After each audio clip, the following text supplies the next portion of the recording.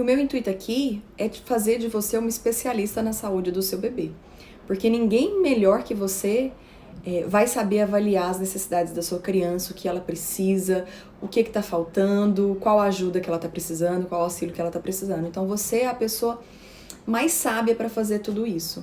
E para isso é importante que você tenha informações, que você saiba o que fazer e o que não fazer, e eu quero te munir com essas informações, eu quero te trazer essas informações.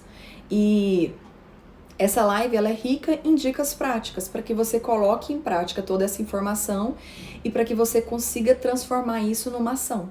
E eu quero muito te pedir para que você me traga o feedback e me conte se está dando certo, o que deu errado, para a gente poder compartilhar isso juntos. Isso juntas, sabendo que a gente está fazendo certo e que a gente vai conseguir sim avançar na alimentação do nosso bebê, do nosso filho.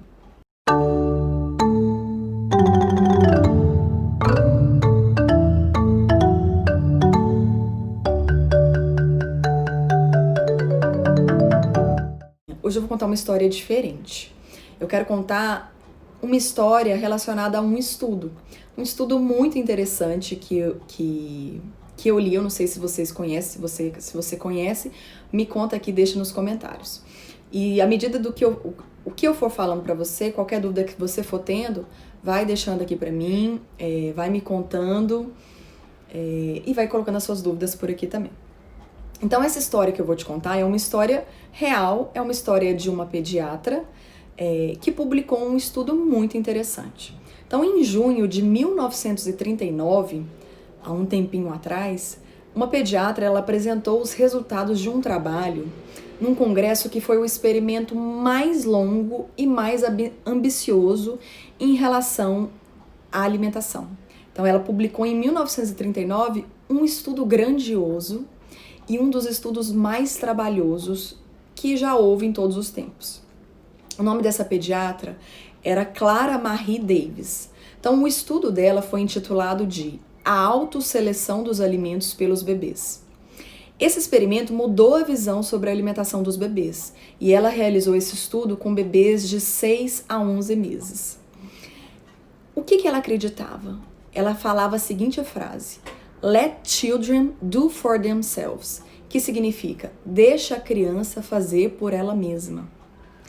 E isso permitiu que ela permitiu com esse estudo que as crianças escolhessem o quanto elas comeriam entre 34 alimentos que ela selecionou. Então foi um estudo muito longo, que durou entre 4 anos e meio até 6 anos. Então foi um estudo que ela realizou com 15 bebês de 6 a 11 meses, e ela acompanhou esses bebês até por volta de 4 anos e meio, 6 meses.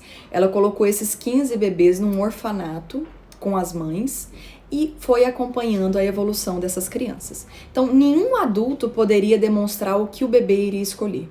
O adulto apenas ficaria ali do lado do bebê e o bebê que ia escolher o que ele comeria e a quantidade do que ele ia comer. Então, ela selecionou essas 15 crianças, Algumas crianças foram acompanhadas até 4 anos e meio, como eu disse, e todos os registros alimentares do que aquela criança comia no dia eram anotados. Foram anotadas avaliações nutricionais, então ela acompanhou peso, acompanhou estatura, acompanhou o funcionamento intestinal, avaliou o bebê por meio de radiografia dos ossos e exames de sangue também. Ela conseguiu um relato de 36.000 a 37.500 recordatórios alimentares dessas 15 crianças que ela foi acompanhando por todo esse tempo. E por que ela resolveu fazer um estudo desse porte, um estudo desse nível? Motivada por orientações que eram muito engessadas naquela época, porque os médicos eles estavam focados apenas na quantidade que a criança ia comer e no quando ela teria que comer. Então, o médico entregava a prescrição ali para a mãe, falando para ela qual quantidade aquele bebê teria que comer para ser saudável. E muitas vezes essas crianças elas se recusavam muito a comer aquela quantidade de alimento. E as mães voltavam para o consultório desses pediatras enlouquecidas, porque a criança simplesmente recusava. Elas não sabiam o que fazer ali. E eles estimaram que uma média de 50% a 90% das mães retornavam ao consultório de pediatria, queixando dessa recusa alimentar, queixando que a criança não ingeria a quantidade que foi prescrita. E alguns médicos, frente a essa recusa das crianças, eles declaravam uma completa guerra ao apetite dos bebês, né? E aos comportamentos que os bebês mostravam.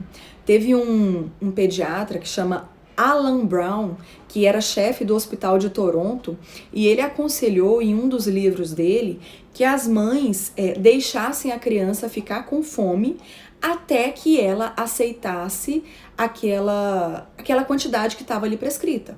Porque a criança tinha que comer aquilo. Ela tinha que ingerir aquela quantidade. E se ela não ingerisse, ela precisava ficar com fome. E isso ele publicou num livro, né? Um livro lançado em 1926. Então, por conta de todas essas orientações, por conta de todas essas informações, a pediatra Clara Davis resolveu fazer esse estudo, com 15 crianças, acompanhando esses bebês por 4 anos e meio, e nesse estudo, a criança que conduzia a alimentação dela. Então, para vocês terem uma ideia, então, ela apresentava uma média de 34 alimentos para os bebês, e aí ela colocava em pratos separados. Quem ofertava os alimentos era uma enfermeira. E aí, quando o bebê se interessava por algum alimento do prato, quando ele apontava, a enfermeira, com a colherzinha, ia tentar dar a comida para o bebê apenas se ele abrisse a boca, ou então se ele demonstrasse interesse em pegar aquele alimento. E sem falar absolutamente nada. Ela não podia tentar direcionar um alimento para o bebê, era o bebê que iria conduzir a alimentação dele. E ele iria escolher daqueles alimentos o que ia compor, né, a refeição dele, daqueles 34 alimentos. E ela não podia reagir, ela não podia comentar, ela não podia direcionar a criança. Então, das seleções ofertadas, os 15 bebês criaram 15 padrões alimentares diferentes. Então, cada criança montava o seu cardápio de uma forma totalmente diferente uma das outras.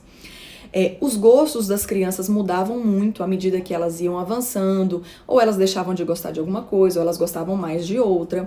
Elas faziam combinações totalmente imprevisíveis, por exemplo, escolhiam lá um leite, uma banana, uma carne ou um ovo. Então elas faziam combinações imprevisíveis para montar a sua dieta durante aquele dia, durante os dias, durante os meses. E todos prosperaram na alimentação. Todos conseguiram montar um cardápio balanceado, todos conseguiram se nutrir perante ao que eles escolhiam na alimentação. E aí, por tudo isso, a Davis planejou o seu experimento para deixar as crianças fazerem por si mesmas, porque ela suspeitava que instintivamente a criança sabia o que era melhor para ela. Ela chamava isso de sabedoria do corpo. Então ela falava que a criança, instintivamente, ela sabia o que ela precisava. Então era uma dieta variada, a cada dia da semana a criança mudava o seu padrão alimentar, então resultou em 15 padrões alimentares diferentes das crianças, e as crianças eram bem nutridas e eram saudáveis. E ela concluiu que a sabedoria do corpo era a única justificativa para mostrar que aquela criança sabia sim escolher o que ela ia comer. Aquela criança sabia sim o que ela precisava comer e a quantidade de cada alimento que ela precisava comer. Então os alimentos eram variados e eram um padrão saudável.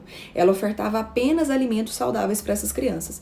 Então a chave aqui era prover alimentos saudáveis para os bebês, né, e deixar que eles escolhessem e comessem o que eles quisessem e a quantidade do que eles quisessem.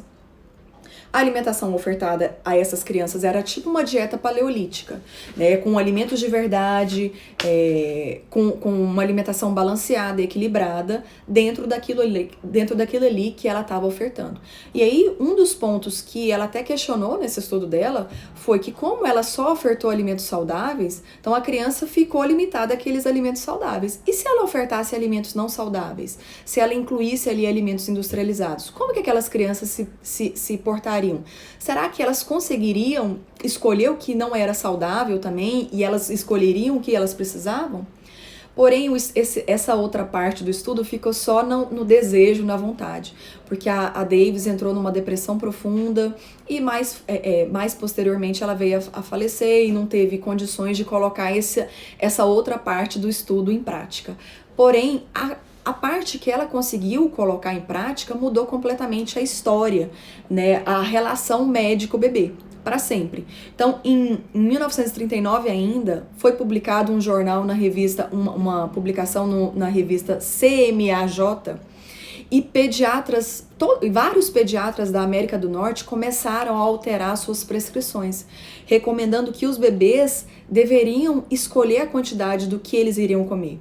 Um dos médicos mais famosos do mundo, que na época era o Benjamin Spock, ele disse que a mãe deve confiar no seu bebê, deve confiar no apetite do seu bebê, para que ele escolha o que ele iria comer dentro de uma dieta saudável que fosse ofertada. Então ela mudou completamente as recomendações que eram feitas ali no século XX. Todos os médicos, eles começaram a focar muito nessa capacidade da criança de se autorregular, na capacidade da criança de se adequar. Mas e agora? No século XXI, onde a gente está?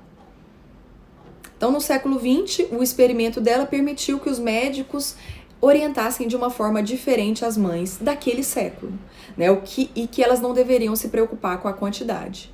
E hoje em dia, no século XXI, a gente avançou nesse ponto? Onde a gente se encontra? Você confia no seu bebê? Você confia nessa capacidade que ele tem de se autorregular? Você confia que se ele não comer em alguma refeição do dia, em outra refeição pode ser que ele coma mais? Você confia nessa capacidade do seu bebê se autorregular? Então eu vou deixar essa reflexão aqui para você. E comenta comigo o que você acha disso tudo, o que você achou desse estudo, o que você achou dessas orientações que foram feitas no século XX e em que ponto a gente está hoje em dia. Gostaram desse vídeo? Não deixa de dar sua opinião, deixar seu comentário, curtir, compartilhar com mais pessoas, se inscrever no canal, ativar o sininho. A sua presença aqui é muito importante para mim e faz toda a diferença a sua interação aqui comigo. Então não deixe de compartilhar com mais pessoas. Vocês me encontram também no Facebook, no Telegram, no Spotify, no TikTok, no Instagram.